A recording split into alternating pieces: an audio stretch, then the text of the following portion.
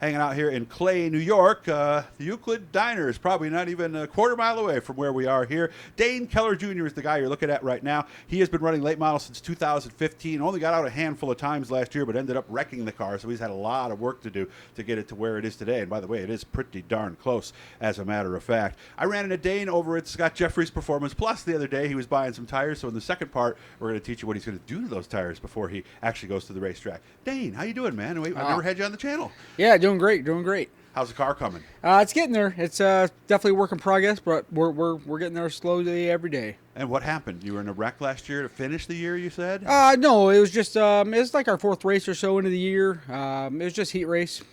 Just got caught up into something, and it kind of wiped out the side of the car. Enough to where, I mean, we had to buy an engine in the springtime, so buying the engine and then trying to repair the whole car, it was just a little too much for me to do. So we just had to take the rest of the year off and just work on it over the winter and try to get back to go. So was it just body work and panel mounts and stuff? Or no, this isn't suspension. You know, the right front spindle, upper and lower control arms, some Heims and bars. I mean, it wasn't anything too crazy. You know, a couple shocks got bent up, but, you know, once again, at the time, I bought the engine not too long before that, so that pretty much took our budget for the year and pretty much squashed it. $2,000 for that or so. And yep. So the repairs, we just had to take a break. How about the engine? How did you know you needed an engine? The previous one there was really no signs that I needed one. It was just 5 or 6 years old. It was just getting to the point where you spend $3,000 or $4,000 to refresh it, or you know, you sell it for a few thousand and you take that and you put your rebuild money and you go get a new piece. Okay. So that's what we're able to do, and it actually worked out great because the engine that we got is very nice, very stout. I mean, it is a crate engine, so it's not like we're talking 700-800 horsepower or anything, but it feels like it was a little better than the old one, and you know, it just seems a little better. Okay. Now, with the Sportsman, obviously, they go with the 602 crate. You guys have followed that, of course. Yep. And they have to go to a certified rebuilder and get dyno sheets. Yes. What is it like with the 604 that you guys have? Do you just get one? Is it sealed? What?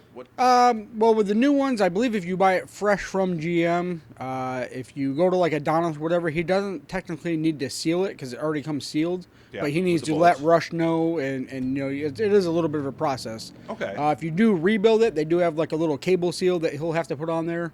And once again, he'll have to let Rush or whatever body I'm running with sanction, you know what's going on. All right. What's the cost versus the 602?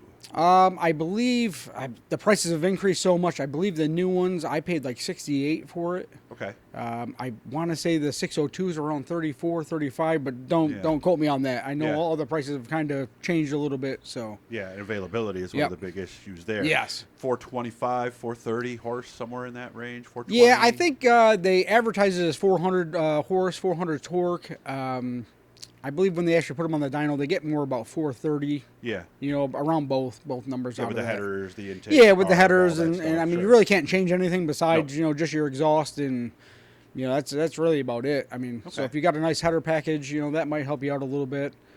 Pulleys will kind of help as well, you know, if you go with something really, really light. True. But, you know, usually all of them are pretty close to the same, right around 430, maybe 440 if you can, you know, squeeze it, but that's pretty good. Okay. Fulton no longer running these cars, so we taking a trip down south? Yeah, we're going to go to Skyline this year. Brad Smith, I guess he acquired the track in off-season. And did a lot of races the year, he says that he's bringing them there, so we're going to go there and try it. I don't know if I can make the whole season. You know, we're pretty busy. I work a couple jobs, so if we have some free time and we don't wreck the car, you know, the goal is definitely to get down there as much as we possibly can. And you said you may hit a Rush Tour event or two, possibly? Yeah, I'd like to do the Canandaigua race. I haven't really looked at their schedule to see how close they really are around us. Obviously, if Skyline does one, that'd be great to go to. Yeah. The Canandaigua sounds like it'd be fun. I've never been there as far as, you know, driving, so it'd be nice to just hit up a new track and just experience it. Yeah, let's be honest, right? That is one of the fun things about owning a race car, is it not going to someplace new? Oh, yeah, definitely. It would be a great time. Why late model? Because he was IMCA for 2013 and then part of 2014. Why did you make the move to late model, or is that kind of just the way the market was going at that point? The IMCA class I would love to actually go back to IMCA class. And like that, huh? we may, you know, Brad has, I guess, brought the IMCAs back to Skyline as well. So, you know, that is definitely an option. We're going to just still try this before we try to jump ship and go back. The only reason why we went to the late model was it's similar to the IMCA stuff. It's not the same, but it is similar. As far as suspension in the Suspension's rear. right, yeah. The car drives similar. I mean, obviously there's definitely differences, but it just was the most relatable thing for me to do. I'm not a huge fan of the Sportsman just because of how many cars there are. Once again, if we wreck a car, we may have to take a few weeks or even, the rest of a year off, depending on how the budget is. So, jumping into a class with 15 cars compared to a class with 70 cars, I just couldn't do the 70 car thing, Okay. I've talked and I've actually researched this a little bit myself. Some people are saying these crate late models, if you go with all new stuff, you can be pretty close to the cost of an actual dirt car modified. Is that true? From my experience, no, I don't spend that kind of money. I'm sure if you were to go to like a Rocket and go buy a brand new Rocket car and do everything trick, yes, they're all going to be very relatable for a price. I mean, because a lot of the components, they may be different, but the cost is still relative to every class. You still got to buy the hubs, the brakes, the rear ends. Yeah, the front suspension's obviously different, but you can spend a decent amount of money on shocks on a modified compared to you can spend crazy money on a late model as well if you want to. Okay. So yeah, I mean you can definitely probably spend, I'm sure, $60,000, $70,000, $80,000 on a car if you want to. I guess it is more expensive than a Sportsman, but not quite as expensive as a big block. Let's say. I would say if you were going all brand new, yes, for sure. Like I buy some nice shocks, but I'll buy them used. I mean, I won't spend the $6,000 on shocks. That's one of the biggest areas, right? But once again, if I just hit like have a small wreck or accident, usually I can get away with it. Maybe a $80 upper control arm. Okay. I've seen some of the other guys, they get into a small accident or something, and they bend that front axle. Once again, I don't know the price, but I've heard that they're around $300 or so for an axle and some of the Heinz and bars. Crazy, so, once again, it's just a little more expensive for the car, but to me it seems like it's a little easier to maintain, Okay. but better chance of not really tearing it up as much as you can when you're racing 60 or 70 other cars. So Okay. Of course, now remember, Dane is his dad, so Rob and Rich are his uncles, so you grew up around this. That was your first exposure? Is that something you always wanted to do as a Keller? Oh yeah. I believe it was, I don't know how old I was obviously pretty young. We went to Brewerton and my uncle Rich was racing pure stock there. So pretty much after that, it was, we're in, we're going. Then obviously Dad and Uncle Bob, they acquired cars and turned into a big, huge family deal. And it was definitely a lot of fun. Things have changed a little bit from then till now, but it's still something that, I thought I was going to sell the car multiple times. Really? And then it's like, man, I just need the car. Do it, huh? Even if it's just something to work on and we can go race a few times, I just have to do it, I guess.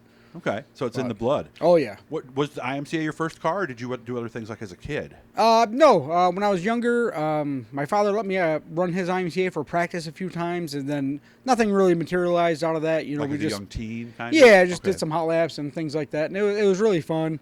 And then I kind of got away from racing and everything for a little while there, and when I came back, I was like, I want my own car. IMCA was obviously the most approachable, class for me to do. And it was great. I loved it. I loved the class. It was relatively affordable. And it was fun to drive. You don't have much tire on that. And you can pretty much run whatever you kind of want for a motor. Yeah. And obviously there are some rules, but it's not a hard deal to have 500-600 horsepower. And then you got this little 8-inch tire. Yeah. So And that's what equalizes it made the right? car fun to drive. It really was. Have you ever won? No. That's what I thought. Never So won. we got to do that this year, don't we? Yeah, We I gotta would get love that to, done, man. right? I'd love to. We've been close a couple times, but it just doesn't seem to pan out. So, Okay. it's just one of them things. We got about a minute left. What's left to do to the car? It looks pretty close. Yeah, we just I gotta put a couple shocks on. I gotta get the tires all ready to go. So I gotta groove them a little bit. Just do a couple prep things, change the oil, put new plugs in, fill it up with some water. Just the small stuff, getting it ready from Okay. winter, basically. Very good. Thanks for having me out. We're going to do a second one, guys, that'll air at a later time. He's going to show us how what do we call it, cut or sipe? Or what are we We're going gonna to do? groove. We're going to groove the tire, okay? These are block tires, too, so you'll see what I mean. And next time you're looking at a mod or a Sportsman in the pit, look at the tread pattern, and you'll see the difference there. So hit the blue E, guys. That'll subscribe you. And every time we're doing something cool, Dane, I appreciate you making time for me today, man. Good job. Yeah, man. Thank you. Thanks for having me.